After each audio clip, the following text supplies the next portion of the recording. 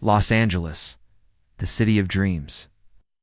But hidden in the shadows of its bustling streets and glowing skyline is a story that has haunted millions for over a decade. In early 2013, Elisa Lam, 21-year-old college student from Vancouver, embarked on a solo adventure to explore the West Coast, seeking to escape the routine of her life and share her journey through her Tumblr blog.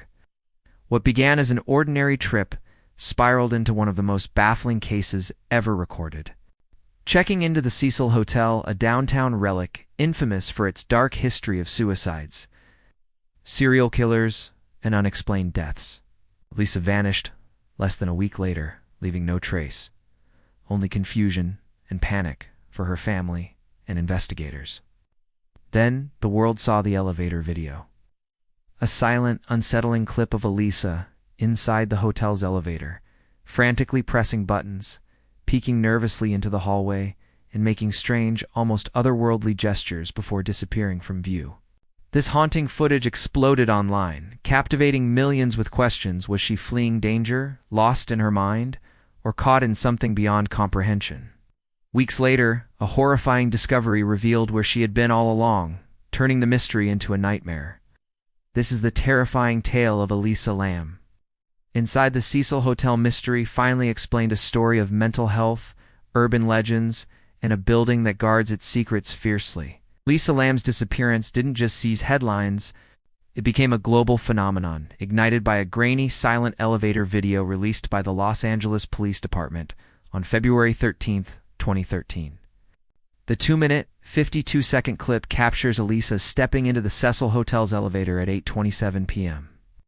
Dressed in a red hoodie, black shorts and sandals, her demeanor shifting from calm to frantic, she presses multiple buttons in rapid succession, as if desperate to make the elevator move, but the doors remain stubbornly open for an unnerving 30 seconds longer than typical.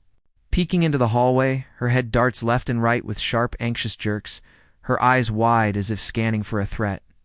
She steps out briefly, vanishes from the frame, then returns, pressing an entire column of buttons in a chaotic pattern. Then she begins making eerie gestures, her hands waving in slow, circular motions, fingers splayed as if tracing shapes in the air or pushing against an invisible force. Some viewers saw childlike playfulness in her movements. Others saw fear, as if she were warding off something unseen. She leans into the hallway, her body half hidden, making broad, exaggerated gestures before walking out of frame entirely. Moments later, the doors close, and the empty elevator ascends, leaving a void of questions. Within hours, the video spread across YouTube, Reddit, and international news outlets, amassing over 10 million views in days. Amateur sleuths zoomed in on her hands, analyzed timestamps for skips, and debated shadows in the hallway. Speculating about stalkers, hotel staff conspiracies, or supernatural entities, the Cecil's dark reputation, known as the Suicide Hotel, with a century of tragedies, amplified the frenzy. Tapping into primal fears of isolation, vulnerability, and the unknown, social media hashtags like #ElisaLam and #CecilHotel trended globally, turning viewers into detectives dissecting a real-life horror story that felt scripted for terror. Before she became a viral enigma, Elisa Lam was a vibrant, complex young woman from Vancouver, Canada, shaped by a city of misty rain, towering mountains, and reflective waterfronts. Born in 1991 to Hong Kong immigrants, David and Yenna Lam. She grew up in a modest Burnaby home, where her parents ran a small Chinese restaurant, their long hours reflecting a dedication to family and stability. Elisa was a sensitive, imaginative child, often found curled up in her room with fantasy novels like The Lord of the Rings or sketching intricate doodles in her journal. Her friends recalled her as introspective yet warm, with a dry, self-deprecating wit that could light up a conversation. She had a knack for capturing fleeting beauty, a rain-slicked cobblestone, a steaming latte in a cozy cafe, a neon sign glowing against a dusk sky through her Canon camera, which she carried everywhere. At the University of British Columbia, where she studied cultural anthropology, Elisa balanced academic rigor with creative passions. Often seen in the library with headphones on, lost in thought. Beneath her quiet strength, she battled bipolar disorder and depression, conditions she managed with a regimen of Wellbutrin, Lamtrigine, and quetiapine. Her Tumblr, Nouvelle Nouveau, was a digital diary where she shared her soul. Book reviews of Haruki Murakami novels, musings on vintage fashion, and raw reflections on her mental health. "I'm not sure where life is taking me," she wrote in one post. "I feel like I'm sinking, but I keep swimming," read another. "I just want to disappear for a while, to find something real," she confessed in a late-night entry. These posts, followed by a small but loyal online community, revealed a young woman navigating hope and despair with unflinching honesty. Her bipolar disorder brought intense highs, bursts of energy and impulsivity, and crushing lows. Yet she embraced small joys, like a new bookstore find or a perfect sunset. Her curiosity about the world drove her to travel, seeking connection and meaning beyond Vancouver's familiar streets. To understand Elisa's story, we must see her as more than a mystery, a dreamer, a writer. A soul wrestling with invisible storms while chasing life's fleeting wonders. In the heart of downtown Los Angeles, where Hollywood's glamour fades into Skid Row's grit, stands the Cecil Hotel, a 14-story relic on Main Street, its weathered facade hiding a century of darkness. Opened in 1927 during the city's golden age, the Cecil was a vision of elegance, its marble lobby adorned with chandeliers and stained-glass windows, welcoming businessmen and tourists to the vibrant theater district. But the Great Depression of 1929 shattered the area's prosperity, turning downtown into a shadow of its former self. The hotel slashed rates to survive, attracting transients, addicts, and those teetering on society's edge. By the 1940s, it had become a boarding house for the desperate, its once grand halls now dim and peeling, surrounded by skid rows, growing chaos tents, lining sidewalks, sirens piercing the night. The Cecil earned a grim nickname, the Suicide Hotel, as tragedies accumulated. In 1931, W.K. Norton ingested poison capsules in room 832. In 1937, Grace Magro fell or jumped from the 9th floor, her body entangled in telephone wires. In 1962, Pauline Ayton leaped from her window, killing a pedestrian below. These incidents, often buried in brief newspaper clippings, became part of the hotel's fabric. The Cecil also sheltered predators. In 1985, Richard Ramirez, the Night Stalker, stayed in a $14 a night room, discarding blood-soaked clothes in the alley dumpster after his brutal murders. In 1991, Jack Unterweger, an Austrian killer posing as a journalist researching sex work, used the hotel as a base to murder 3 women, exploiting its lax oversight. By the 2000s, the Cecil was a dark icon, its history of suicides, overdoses, and unexplained deaths drawing urban explorers, true crime enthusiasts, and ghost hunters who whispered of cursed halls and restless spirits. 8 online forums buzzed with tales of flickering lights, disembodied footsteps, and an oppressive air that seemed to cling to the walls. This was the foreboding stage where Elisa Lam, a curious young traveler, unknowingly stepped into a tragic chapter of the hotel's grim legacy. In January 2013, Elisa arrived in Los Angeles, her heart alight with anticipation for a solo adventure. She had meticulously planned her itinerary. Day 1, explore downtown's art galleries. Day 2, visit the Central Library and cultural museums. Day 3, wander Santa Monica's beaches. Day 4, soak in Hollywood's Walk of Fame. Her Tumblr brimmed with excitement, photos of street murals, quotes from Virginia Woolf, and reflections on freedom interwoven with candid admissions of loneliness and mental health struggles. Booking a room at the Cecil Hotel for its budget-friendly rates. She was likely unaware of its sinister reputation or its location on the edge of Skid Row, where homeless encampments and open drug use created a stark contrast to the city's tourist sheen, initially sharing a hostel-style room with other young women. Elisa checked in with her family daily, sharing snippets of her trip via phone calls and emails, but within days, her behavior raised concerns. Guests reported seeing her pace the hotel's dimly lit corridors late at night, her footsteps echoing in the silence. She lingered by stairwells, staring into the shadows as if searching for something or someone. In the elevator, she was seen entering and exiting repeatedly, pressing buttons in a frenzied, seemingly random pattern. Her expression shifting between confusion and fear. Some roommates felt uneasy, describing her as distant or nervous, prompting staff to relocate her to a private room on a higher floor. On January 31, 2013, her daily calls to her parents stopped, a silence that alarmed them given her bipolar disorder and the routine they'd established. As days passed without word, her family contacted the LAPD, setting the stage for a chilling discovery that would soon grip the world. On February 1st, 2013, a security camera in the Cecil's aging elevator captured Elisa's final known moments, creating a video that would become one of the internet's most haunting mysteries. At 8:27 p.m., she enters, her red hoodie slightly oversized, her movements initially purposeful. She presses multiple buttons rapidly, as if urging the elevator to move, but the doors remain open, defying logic for over 30 seconds. Her head darts out, scanning the hallway with quick, jerky motions, her eyes wide with what seems like fear or anticipation. She steps out briefly, disappears from view, then returns, pressing an entire column of buttons floors for 7, 10, and the mezzanine in a chaotic sequence. The elevator stays still, as if held by an unseen force. Then she begins gesturing strangely, her hands moving in slow, flowing patterns, fingers extended as if tracing invisible shapes or pushing against something intangible.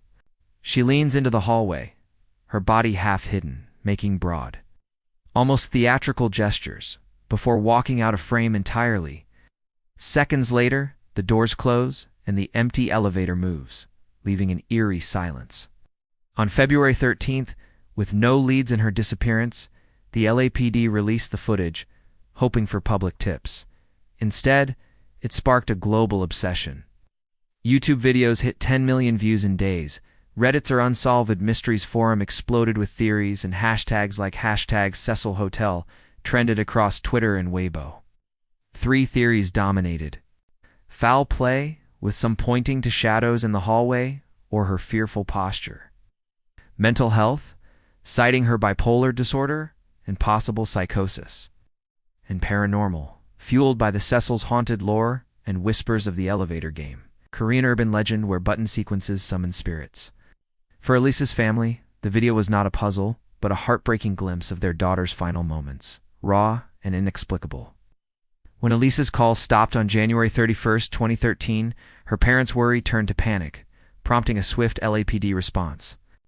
Officers descended on the Cecil, searching her 5th-floor room, where her backpack, toiletries, and laptop sat untouched, her journal open to a page of half-finished thoughts. They scoured hallways, stairwells, and maintenance closets, their flashlights cutting through the hotel's dim, musty corridors. The search expanded to Skid Row's gritty streets, nearby rooftops, and abandoned buildings, but yielded no clues. Guests recalled Elisa's unsettling behavior. Pacing at 2 a.m., her shadow flickering under fluorescent lights, staring down stairwells as if transfixed. Lingering in the elevator, her fingers jabbing at buttons. One couple described her as nervous, like she was hiding from someone, while another guest noted her muttering softly to herself. With no breakthroughs, police released the elevator video, expecting tips but igniting a viral storm. Amateur sleuths flooded forums, some traveling to the Cecil to reenact her movements or sneak onto the roof, testing theories about button sequences or hidden passages. Tips poured in strange noises in room 5-6, a man in black near the elevators, sightings of a woman matching Elisa's description in Hollywood, but all led to dead ends. International media swarmed, with CNN, BBC, and South China Morning Post running headlines like "Elevator Mystery Grips World." For 2 weeks, despite global scrutiny and exhaustive searches, Lisa remained missing, her family's hope fading into dread. Then, a routine complaint would unveil a horrifying truth. On February 19, 2013, nearly 3 weeks after Eliza vanished, guests at the Cecil began reporting disturbing water issues. Showers trickled with low pressure, taps dispensed murky brownish water, and a foul, earthy smell permeated bathrooms. Some guests described the taste as sickly sweet, even rotten, sparking complaints to the front desk. Maintenance worker Santiago Lopez, a 10-year veteran at the hotel, climbed the fire escape to the restricted rooftop, where 4 1,000-gallon water tanks stood like silent monoliths against the LA skyline. Noticing one tank's heavy metal hatch slightly ajar, he ascended a rusted ladder and peered into the dark, stagnant water. There floating face up was Elisa Lam's lifeless body, naked, her red hoodie and shorts drifting nearby. No obvious injuries marked her, only minor scratches and bruises on her knees and elbows. Police sealed the roof, drained the tanks, and locked down the hotel. As horrified guests realized they had been drinking, bathing, and brushing their teeth with water from Elisa's makeshift grave for weeks, the discovery ignited a media firestorm, with headlines screaming Canadian student found in hotel water tank, and the elevator video replayed endlessly on CNN and BBC. Questions swirled. How did Elisa access a locked roof, climb a steep ladder, and open a heavy hatch? Was it a tragic accident, foul play, or something stranger? For her parents flown in from Vancouver, the news brought devastating closure without answers. For staff, the trauma was overwhelming, with some quitting, unable to face the hotel's grim halls. The investigation turned to forensic science, but the truth would only deepen the enigma. On February 21, 2013, the Los Angeles County Coroner's report declared Elisa's death an accidental drowning. With bipolar disorder as a contributing factor, the autopsy found no signs of assault, sexual trauma, or defensive wounds, only minor abrasions consistent with bumping against the tank's interior. Decomposition with bloating and skin slippage confirmed she had been submerged for 15 to 20 days. Toxicology revealed low levels of her prescribed medications, Wellbutrin, Lamotrigine, and quetiapine, suggesting she may have missed doses in the days before her death, potentially triggering a manic or psychotic episode. No recreational drugs, alcohol, or sedatives were present, ruling out intoxication. Forensic psychiatrists noted that bipolar disorder, when untreated, can cause paranoia, hallucinations, or impulsive behavior, aligning with her erratic elevator movements, pressing buttons chaotically, hiding, gesturing strangely.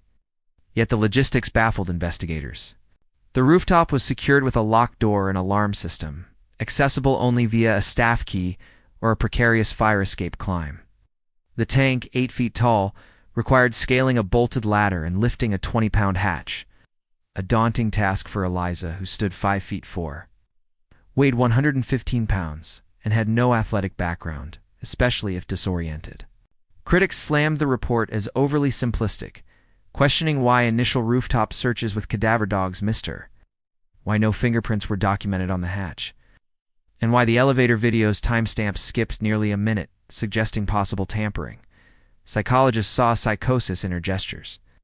Pathologists like Dr. Judy Melanick confirmed drowning, but admitted the tank's access was highly improbable for someone alone.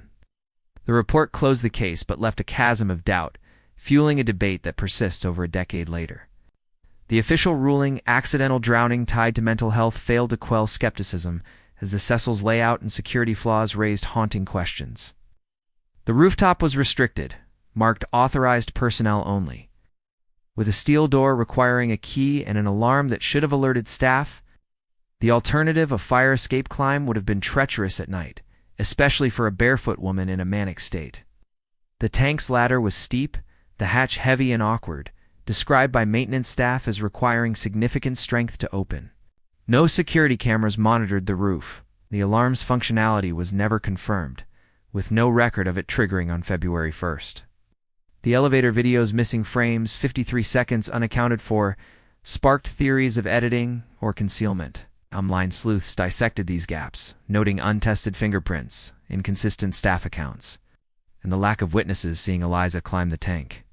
Some speculated an accomplice, perhaps a hotel worker with a master key or a guest familiar with the building's blind spots, could have led her to the roof and staged an accident. Others pointed to the hotel's history of overlooking incidents. Given its transient clientele and Skid Row's lawlessness, the human mind resists unexplained tragedy, filling evidence voids with suspicion of cover-ups, negligence, or hidden perpetrators. This skepticism transformed Elisa's story into a digital Rorschach test, debated across Reddit, web sleuths, and TikTok, keeping her mystery alive years later. The official explanation never silenced alternative theories, each grappling with the case's unanswered questions. Mental health experts argue that Elisa's bipolar disorder, exacerbated by missed medications and the isolation of solo travel in a chaotic city, could have triggered a psychotic episode. Her elevator behavior, frantic button pressing, nervous peeking, erratic gestures, mirror symptoms of paranoia or hallucinations, potentially driving her to the rooftop in a confused quest for safety or escape. Climbing into the tank, though improbable, could have seemed logical in a delusional state, perhaps to hide or cool off. The Cecil's haunted reputation fueled paranormal theories, with some claiming her gestures were a response to a ghostly presence, tying her death to the hotel's history of suicides and murders. Online forums speculated about the elevator game, a Korean urban legend where pressing buttons in a specific order summons spirits, though no evidence links this to Elisa. Foul play remains the most persistent theory, with skeptics citing the locked roof, heavy hatch, and video gaps as signs of an assailant, possibly a staff member or guest, who could bypass security and leave no trace. The absence of fingerprints, unmonitored roof, and Elisa's naked state attributed to post-mortem waterlogging or paradoxical undressing fueled suspicions of a staged accident, whether driven by mental illness, supernatural whispers, or a hidden crime. Elisa's story resists closure, its blend of logic and mystery captivating the world. Elisa's tragedy became a cultural juggernaut when the elevator video went viral in February 2013, spreading across YouTube, Reddit, and global news outlets within hours. By February 15th, it had over 15 million views, with hashtags like #CecilHotel and #Elisa Lam trending across Twitter, Weibo, and Instagram. Reddit's Are Unsolved Mysteries and Web Sleuths forums buzzed with thousands of posts. Users slowing down frames to analyze her gestures or debating timestamp skips. Some theorized a hotel cover-up, others saw paranormal signs, and a few falsely accused innocents like Morbid, a death metal musician who posted photos near the Cecil during his LA visit, sparking a vicious online witch hunt that nearly ruined his career. Mainstream media amplified the frenzy, with CNN, BBC, and South China Morning Post running sensational headlines: Ghost Hotel Horror, Elevator Mystery Unsolved, that leaned into the macabre. Morning talk shows debated hotel negligence, mental health stigma, and urban legends, while tabloids speculated about serial killers or curses.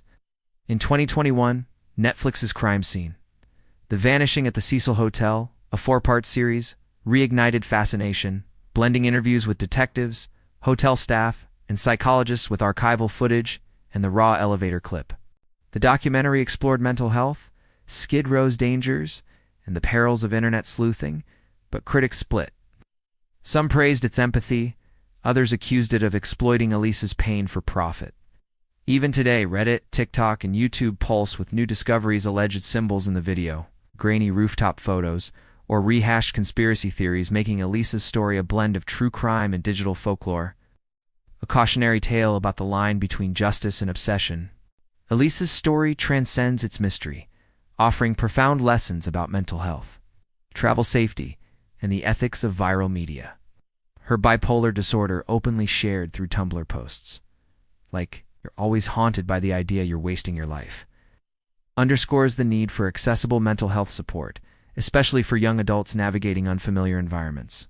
Her writings, poetic, raw, hopeful, reveal a woman fighting inner battles while seeking beauty, a call to meet vulnerability with empathy rather than judgment.